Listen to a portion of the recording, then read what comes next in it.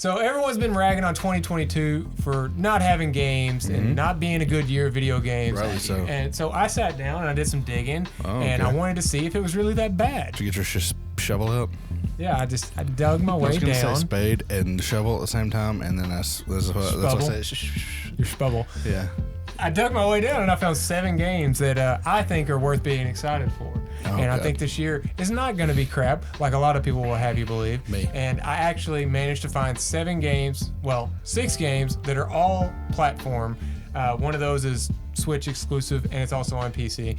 And I also went ahead and made them all actual dates of this year, not just 2022 dates. They have actual dates. That doesn't mean they can't be moved.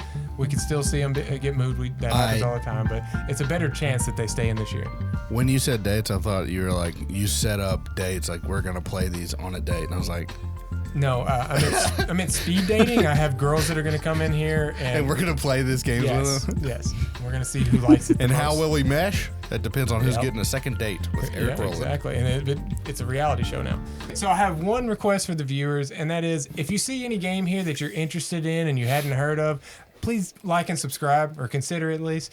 Even if you've seen all these games, you know about it, you better like and subscribe. Yeah. He'll do something about it. Dude, I will fucking go to your house and I'll challenge your father to an arm wrestling match, and I'll win too, dude. I won't. I'll just be sitting here, hoping. I'm actually pumped for this.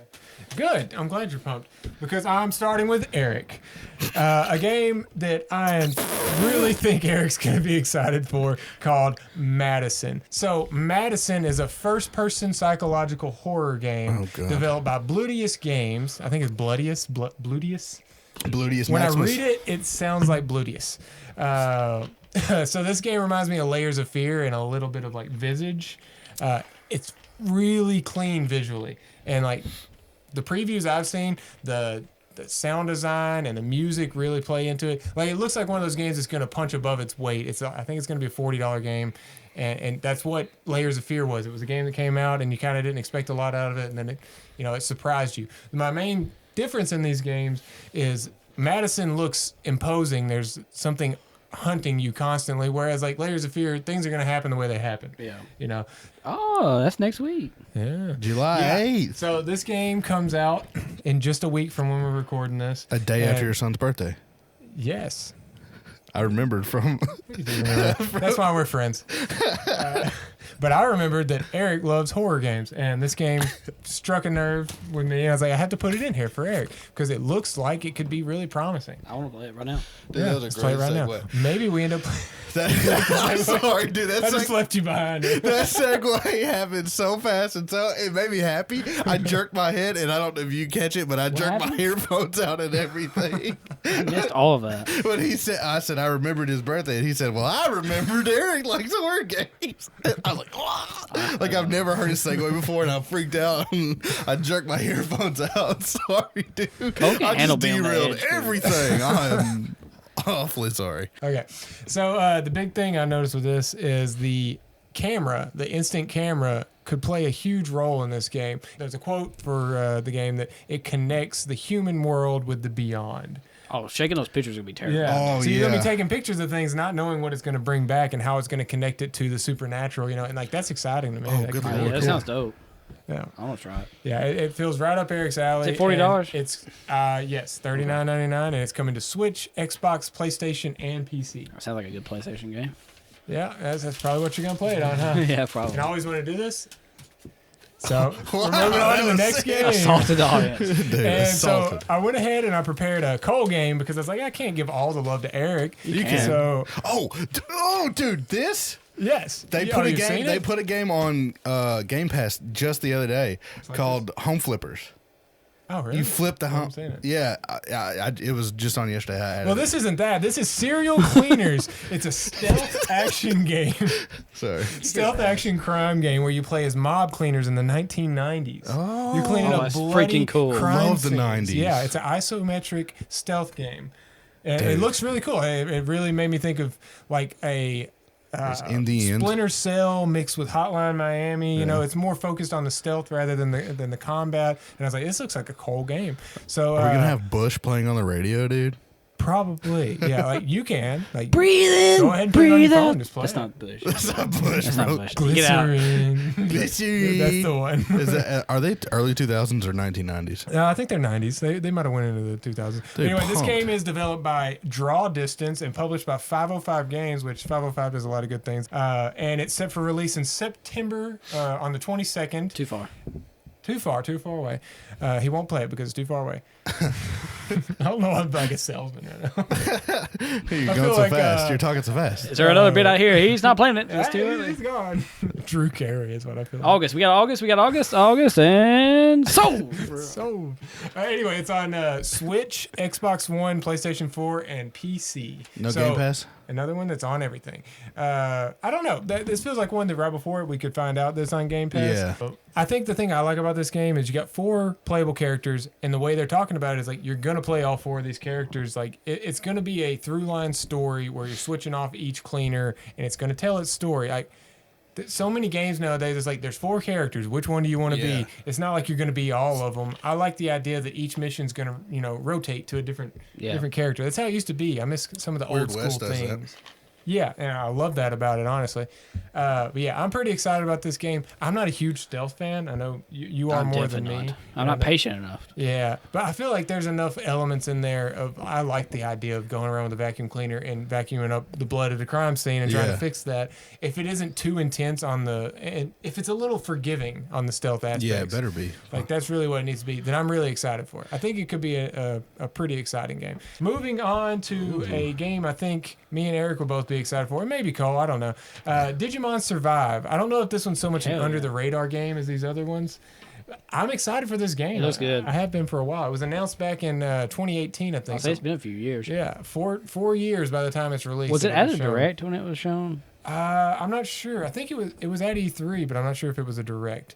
But it went under the radar for so long, and all of a sudden, last month they had a trailer, and they revealed a release date for July, and it makes me a little bit concerned that all of a sudden it's Rushed out. Yeah, like maybe they're like, oh screw it, put the game out. Yeah. But it looks nice. They describe it as a visual novel game, which is kind of unique. I mean, like there's Danganronpa and stuff like that, but this don't feel like that. Danganronpa's good. Yeah, but this is very different. This has still got the strategy game thing, the turn-based strategy. It's on a grid, which is I think it looks really pretty. Cole may get into it because of the it's a comic book style visual novel telling. But you just said a bunch of things that automatically throw me off. Like don't like grid-based, turn-based. Grid-based, turn-based combat. See, I like grid better than Visual side-by-side. novel. I was like, Oh, I oh. love visual novel. I'm all about that. Visual novel's dope. I will say, like Digimon has kind of took a back seat for a long time, like, and I mean, as Rightfully it should, right? But because For 20 Pokemon's years. done it right. I used to love Digimon back in the day when I was a kid. It was cool. And it just kind of never reached that, the same level that Pokemon did. But maybe this game kind of puts it in the spotlight again, and maybe it can take off. It's crazy that this we'll game see. is happening. Like I don't know. I haven't thought about Digimon until this game. Yeah, I know. Well, it feels like a bigger deal. Like I'm not surprised a Digimon game is happening because it's a property. Like there's a lot of Who bad owns games that? that happen. We don't know. I don't know. Me. Can we see?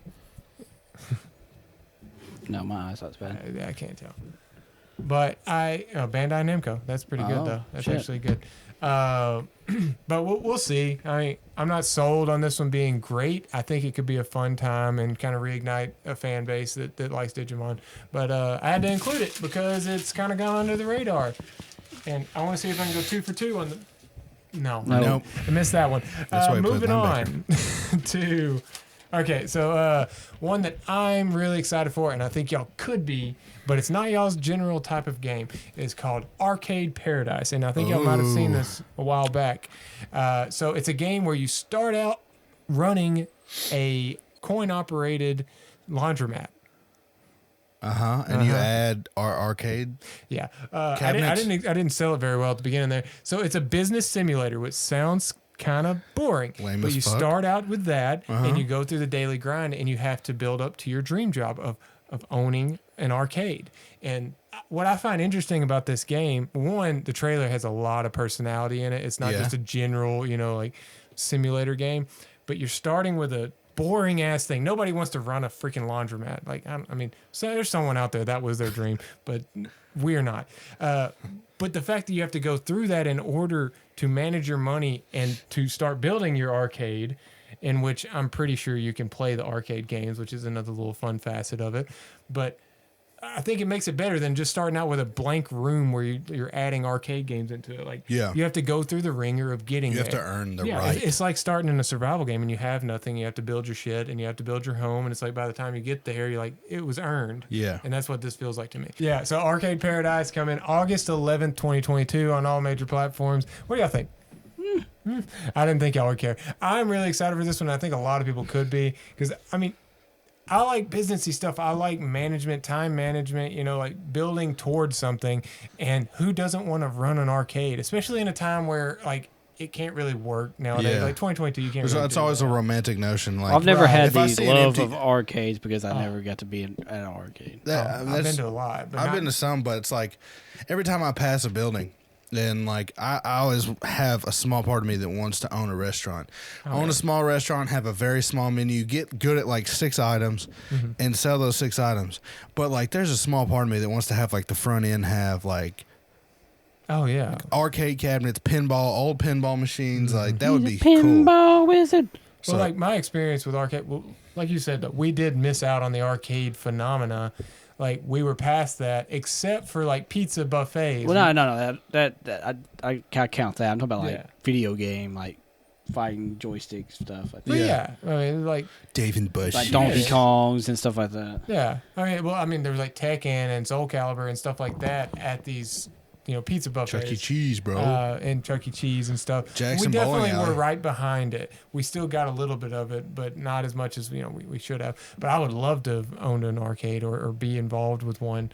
So yeah, that's why it's exciting to me, and I think it could end up being kind of a surprise hit. So yeah, clip this, and in like 10 years, we're gonna use this as our opening spiel for Absurdly Nerds Arcade. Absurdly Nerd Arcade. Like arcade bar and grill. The name is there. You can picture Absurdly it. Nerds Arcade bar and grill. Panama City Beach. Hopping on over to the next game. A game I think that we could all enjoy here. Okay. Is called SteelRising, and it is an action RPG by the developer Spiders. They're the ones that made Greedfall and Technomancer and Bound by Blood. Like they make a lot of RPGs that are either for you or they're not. But this one is Dark Souls inspired, very obviously.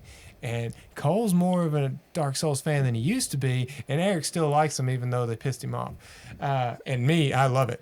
Dude loves it. I love it. If you love it so much, why don't you marry it? Well, this game, I Might Marry, is set in France in 98 during the French Revolution, but it's an alternate. Ooh, already a time period I'm fucking fascinated You're with. all with it? Yeah, y'all with I it? love the French Revolution. But you don't. So, it's an alternate timeline with King Louis has made an army of mechanical men. And in true Dark Souls fashion, you are one versus many, and you take on the character Aegis, who is a badass automaton that as you upgrade them, you can see the physical upgrades like the wrist fan blades that go on them and stuff like that. That was one of the cool hooks for me. At the end of the day, it's a heavily Dark Souls inspired game, which I don't think it's a clone though, because Spiders, their style is very much their own, and that's really what I'm gonna give them the biggest credit for here. And the reason I'm excited for it is I don't think it's just gonna be like a Mortal Shell, that is just straight up trying to be Dark Souls, for better or worse. But I think this one could kind of break the mold and have their own little staple, mark on it.